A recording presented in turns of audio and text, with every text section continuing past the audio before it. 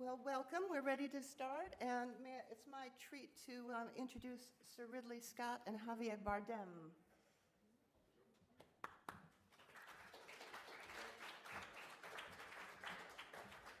Morning. Hello. I know you're shooting another film right now, so you don't make it easy on yourself, do you? No. Let me just get the ball rolling. Sir Ridley, I know a lot of filmmakers were itching to get their hands on the first original screenplay by the great American novelist Cormac McCarthy. Could you tell us what specifically in his work really resonates with you and what interested you so much? I've tried to, I had with the writer called Bill Monahan, had adapted Blood Meridian about 4 or 5 years ago. And so also by that moment I'd read all his books. The two major authors that I would say Cormac is certainly one. There's another South African author called Coetzee. You know, anyone know Coetzee? Yeah? Yes or no? Yes. So, and I love they both write, and certainly Cormac writes about truisms. It's relentlessly accurate and relentlessly unforgiving, which for the most part is how life is. Is that incredibly serious? What time is the morning? Don't worry, it's not going to go all this way, okay? So I've got a light side to me. So, and you have to be to take on a Cormac McCarthy story because it is pretty relentless and unforgiving at the end. So Blood Meridian, you can't suddenly apologize for all the violence. You can't really explain the violence other than what it is historically at that time, how people were, how tribal the tribes were, and how tribal the Americans were. So fundamentally, these groups of people are tearing each other apart. There is no explanation for that other than just watch it and see. Now, so this one came up, and they called me. There was no cue, by the way. I was just asked if I wanted to do it, so it's that simple, just to be egotistical for a moment, okay?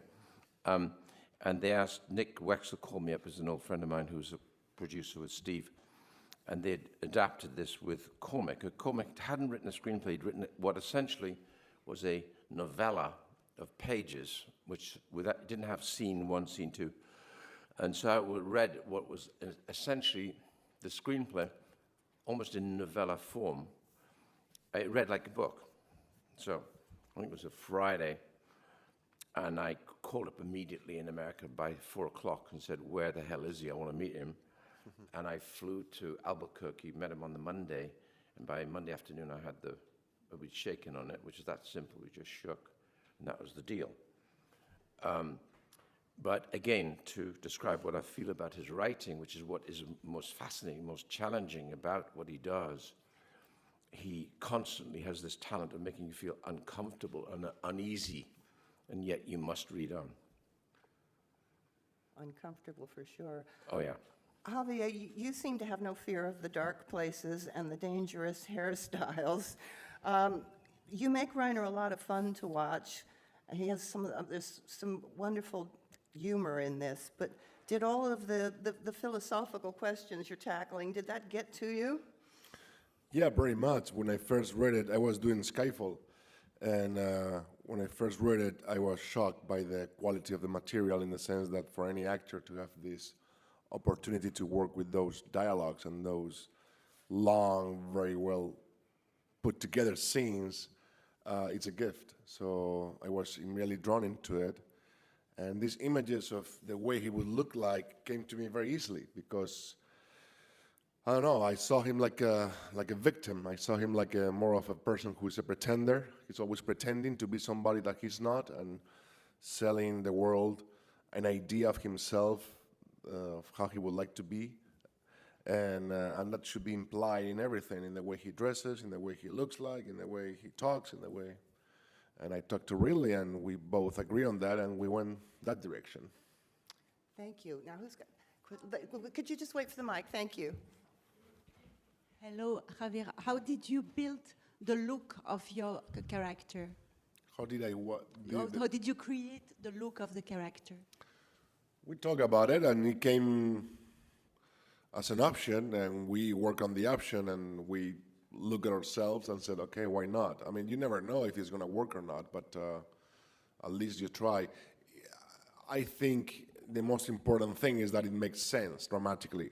In other words, that is based on the material. Because I read Rainer, and I was lucky that Ridley also saw Rainer in that direction. What's that direction? Well, a nightclub owner who owns restaurants and bars, and he's having this bigger-than-life lifestyle. So that should be implying the looks. And we tried that direction, and it could have been something else, but we just tried that one.